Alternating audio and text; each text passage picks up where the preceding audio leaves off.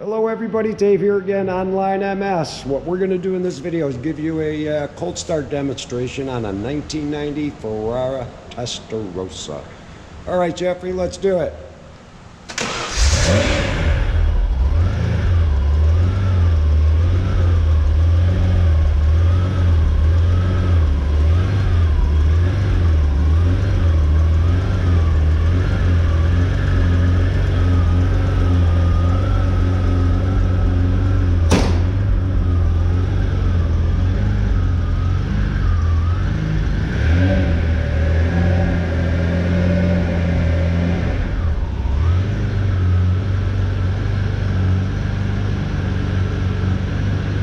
Headlights are working.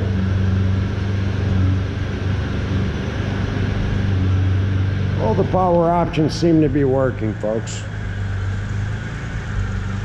And the car does move. Of course, we can't run it too long.